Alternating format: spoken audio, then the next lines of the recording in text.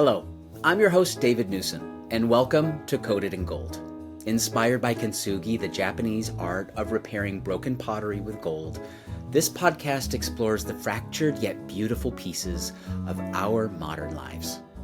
Drawing on my diverse career and deep curiosity about business and the philosophy of modern living, I dive into compelling stories and speak with high-performing, multi-dimensional individuals to uncover moments of insight and learning. So, let's get started.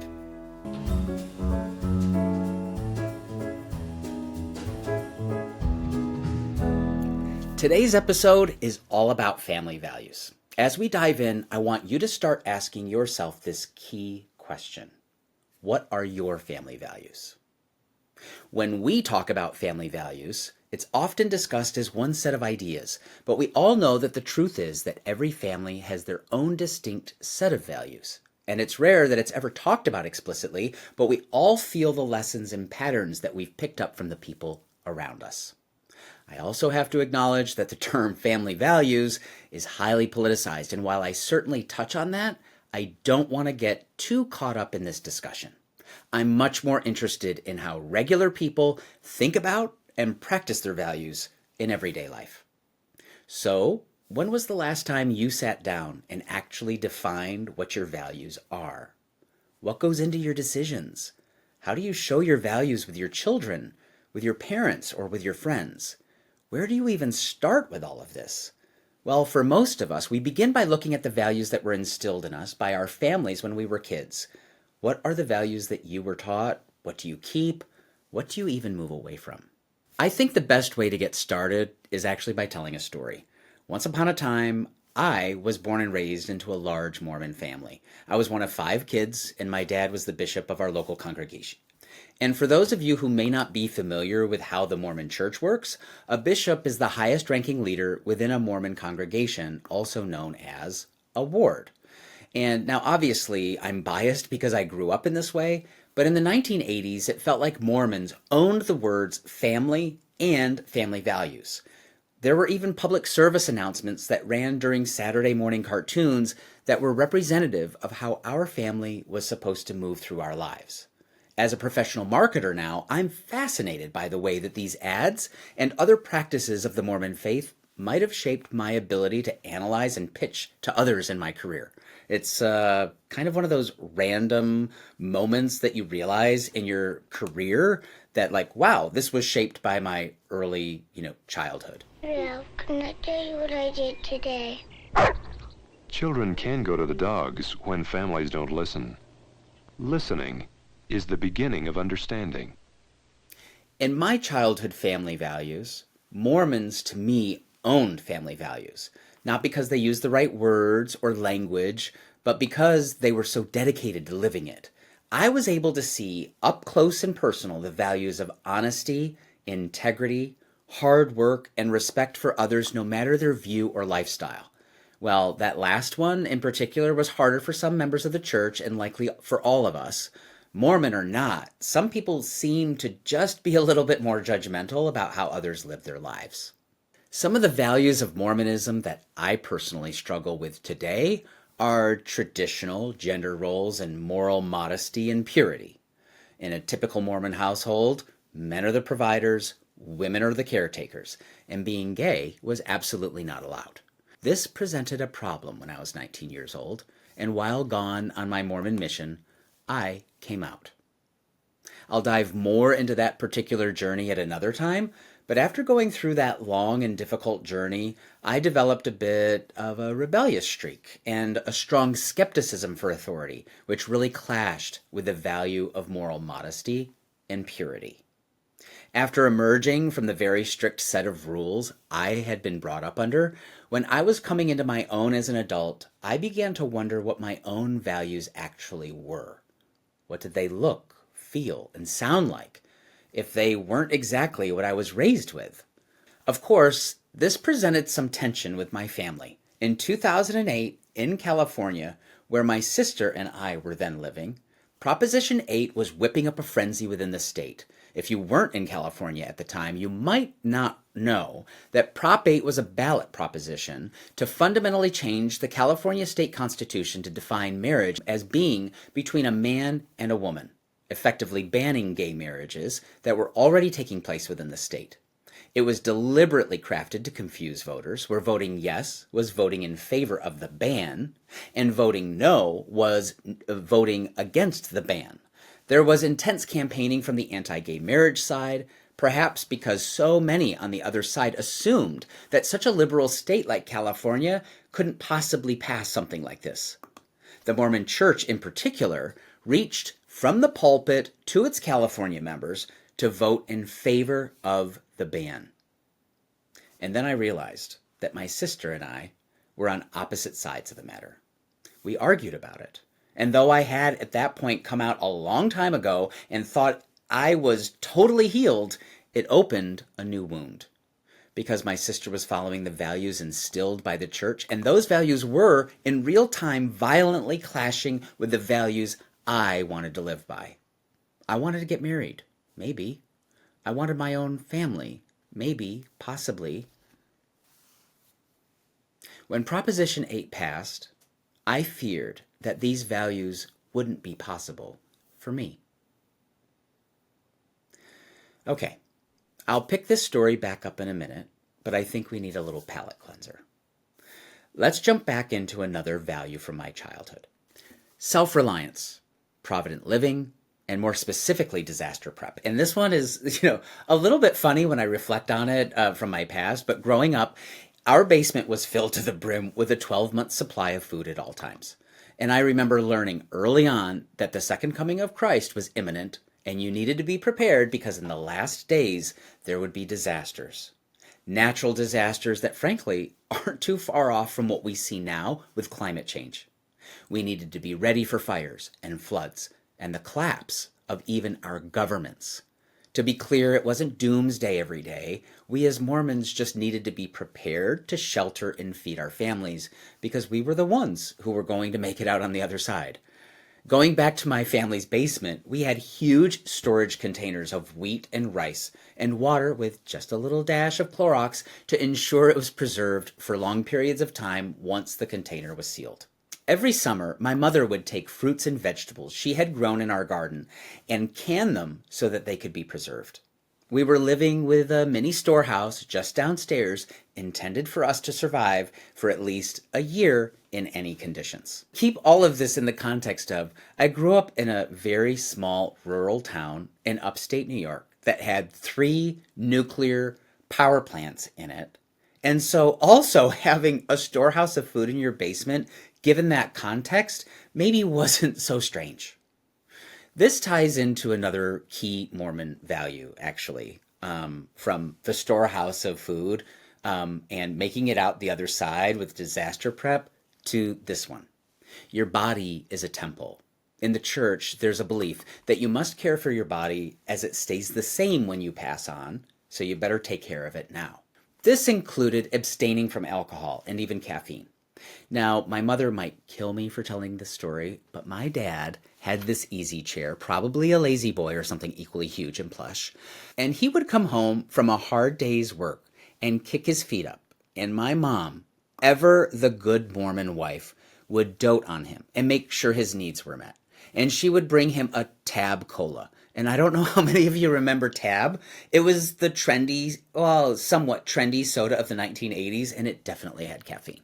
Now, there's a lot of different interpretations in modern Mormonism on what the Word of Wisdom, which is the document that enshrines some of these codes or ways of living, and what it actually meant surrounding caffeine. Was it just coffee and tea that weren't okay?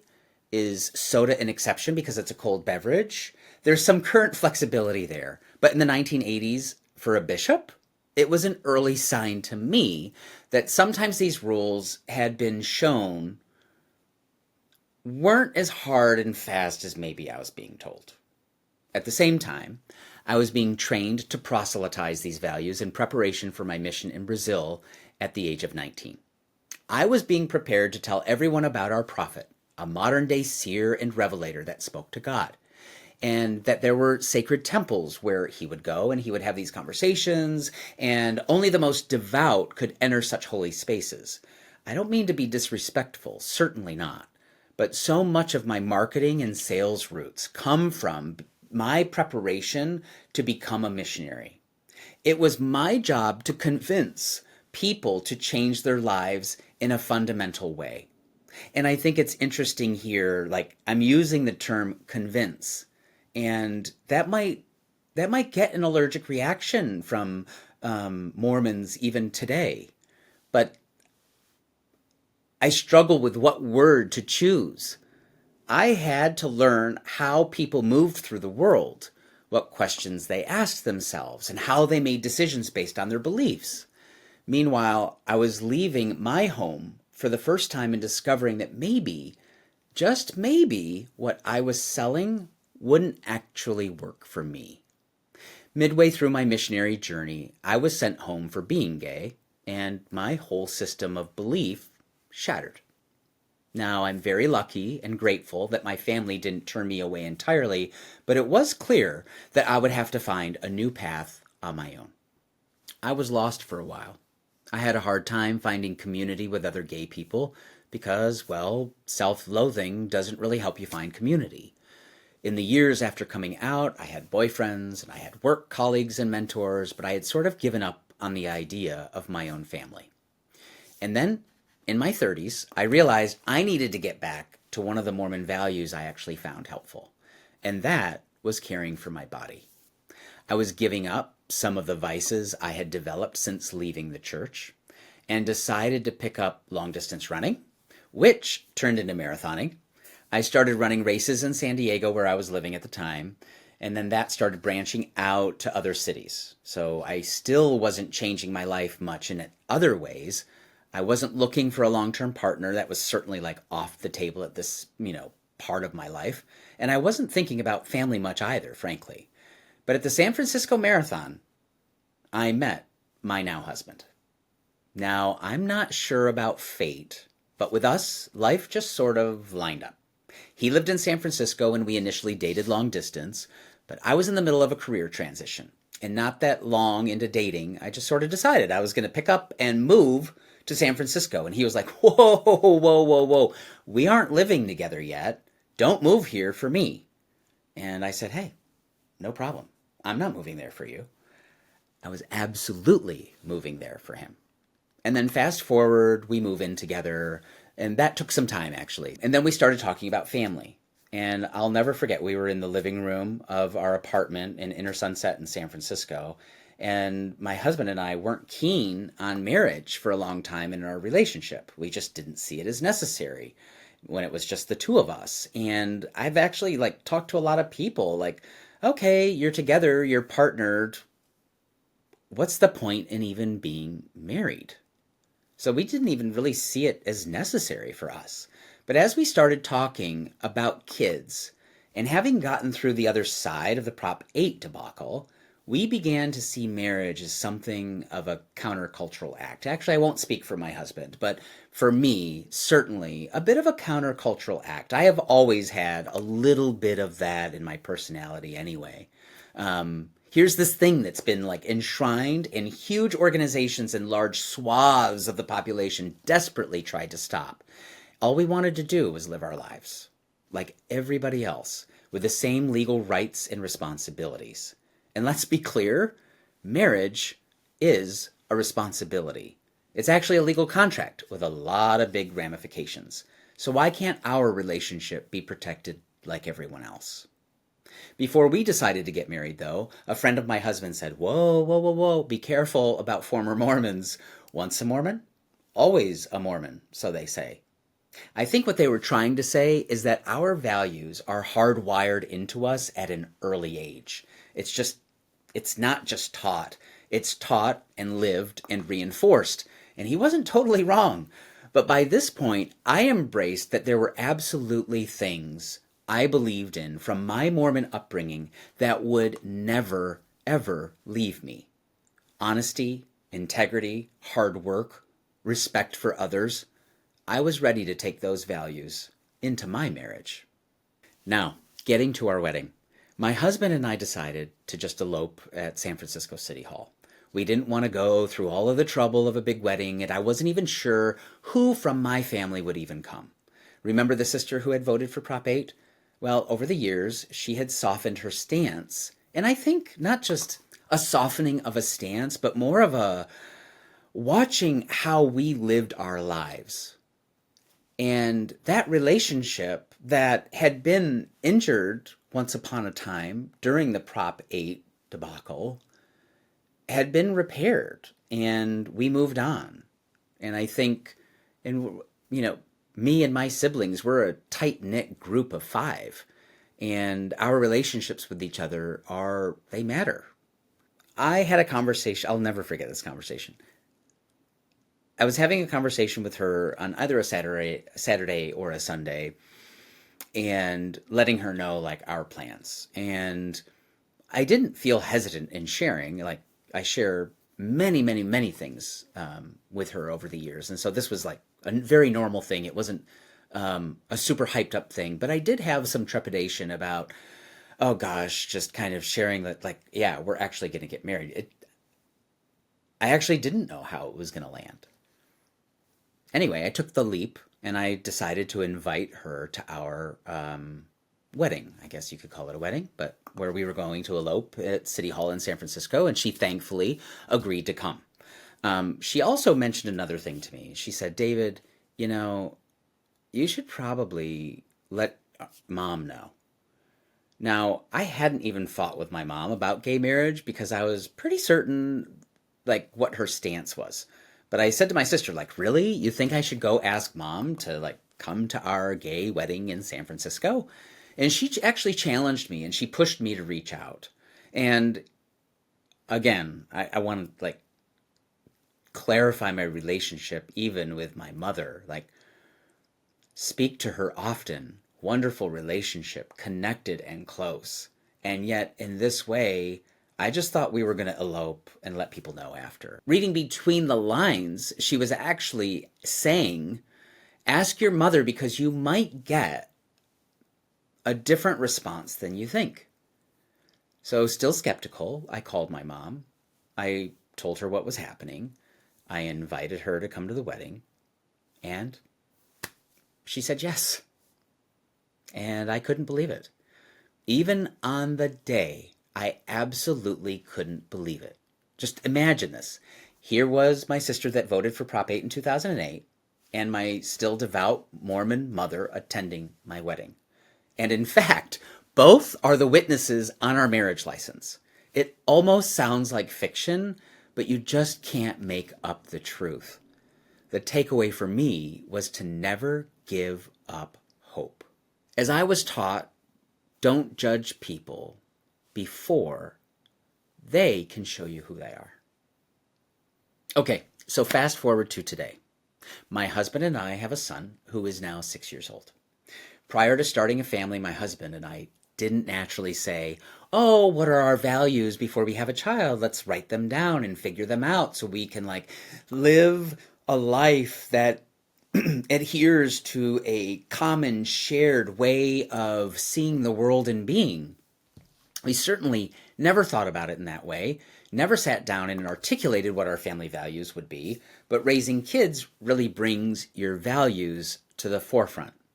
As I've mentioned, I'm a marketer, and specifically, I'm in the marketing to the wealth management business. Recently, I was at a conference, and I had a meeting with this young entrepreneur who is starting a company entirely about helping families articulate, document, and ultimately execute their values. He asked questions like, what do your values look like? How do you behave? What role does each member of the family play in fulfilling that? I thought this might be a compelling tool for some of the clients I work with, but of course, I also had to try it for myself. So, my husband and I sat down with a coach to start figuring out what our values were and what they looked like in practice. Now, before I get into what these values are, I want to emphasize that these are just the values for my family with our specific backgrounds in this particular moment in time. Your values might look different. they should look different. And our values may even change over time. My child is only 6 years old, and what it looks like for him to live by these values will change potentially dramatically over the years to come. We also created a vision statement for our family. And our vision, some folks like to write it in sentences, but it should be short and concise. And I took a different approach. I wanted them to be punchier statements that were like single words with periods after them. So the vision for my family is experience, explore, impact. And our values that align with that vision are kindness, love, joy, responsibility, and purpose. Let's start with love. What does love, like as a family value, actually look like? It's loving each other. It is extending that and sharing that love with others. This one is seemingly straightforward, though there are different interpretations of what love actually is when it comes to raising children. Sometimes showing love is allowing children to go through difficult moments and fighting the urge to solve all of their problems, allowing them to build resilience. I think it's very easy to want to be all things for your child and to give them everything that they want, but loving them also means, for us, letting them figure out for themselves and holding boundaries. You have a young child that's pushing once, pushing twice, pushing a third time. Oh, Dad, can I have that set of Legos? Oh, no, not today. We're not doing that. Oh, Dad, can I please have that set of Legos? Oh, it's my favorite thing. Oh, blah, blah. You really start to feel oh my goodness, I'm failing as a parent if I don't give in to some of these requests. And sometimes we find ourselves acquiescing, okay, all right, I guess it's fine, right? But then we learn that no, children do so much better with boundaries. And sometimes the tough stance on having a boundary with a child is actually really comforting and provides safety for them. But at the end of the day, when we were thinking about our family values around love, what if love actually were our superpower? It's loving each other. It's extending that love out into and sharing that with others that we love, whether it's in small moments or large settings. It's being a member of a community and showing love and kindness. Love is always, to us, unconditional. It's not attached to something, and I feel really strongly about that, and I had this modeled quite well in my own family growing up as a kid. Love also changes as time goes on, what it looks like, what it feels like. It's flexible. It's also always evolving. Our next value is joy. Now, we are a busy family. Yes, we have an only. Not quite sure how folks do it with more than one. Actually, hats off to you. But we are a busy family, and our time together is always limited and always changing. We try to look for joy in all the moments and set time for joy. Since our son has started school, there are so many activities and events that arise, and we've begun looking at every activity through the lens of, does this bring us joy? If not, is this necessary for our family? We also prioritize simple joys, even just taking a walk in the woods. Now, I live in Portland, Oregon, so there is lots of joy to be found in the nature that surrounds us. As an adult, I am also aware that expressing joy doesn't necessarily come naturally for me. At work and in life, adults so often feel like they have to put up a mask, but that can end up shielding some of your joy and your light. So I'm making a conscious effort to remember to bring that mask down when I'm spending time with my family. There's times where we have to add the professionalism mask or I'm talking to people at school mask. At home, it's a time for those masks to come down. And that sometimes isn't always easy to do. All right, next up is responsibility.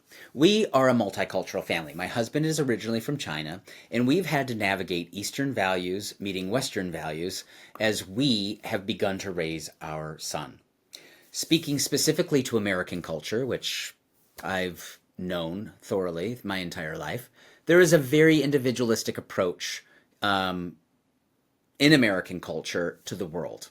In China, however, and many other cultures, there is a much larger focus on collective society and communal responsibility. And I think there's a lot to be taken from both approaches, and they can even balance each other out with a lot of harmony. But sometimes, actually, these approaches clash. And in our family, responsibility comes up the most when caring for ourselves. I have to admit, quick tangent, I do not love making my bed. I never have. It's just not fun, and I've never quite gotten over the drudgery of it. So as an adult, without a parent looking over my shoulder, I just got into the habit of not making my bed. My husband, however, would really appreciate it if I made the bed, and we decided that it was something we wanted our son to do as well. So we were teaching him that when he wakes up, he has certain responsibilities. You got to make the bed, you got to brush your teeth, have breakfast, get ready for school. You know, we all know routine is good for kids, and we wanted him to get started on his routine as early as possible. But he was just not making his bed. Day after day, it was a struggle. And one day, I got up and I made my bed. But miraculously to me, I made my bed, and my son went and made his bed. And it was just like that. Another aspect of responsibility in our family's values is being present and not letting external stressors impact our home environment. Like, I work from home, and I have for a long time, and we have a rule in the house. When I leave my office and the door closes, that is a symbolic ritual that happens every day. And when I leave, I am to leave work in my office and move into the home environment and not bring the stressors from work into the family. And that is really, really, really challenging to do. I actually think I'll be working on that for the rest of my life. Also, responsibility means community at school, doing your part. At my son's school, they have 3 rules. Be kind, be respectful, be safe. And I love that. It's a simple way for kids to remember. It's also a simple way for parents to remember. And it's also a great reminder of how to move through the world. Our next value is kindness.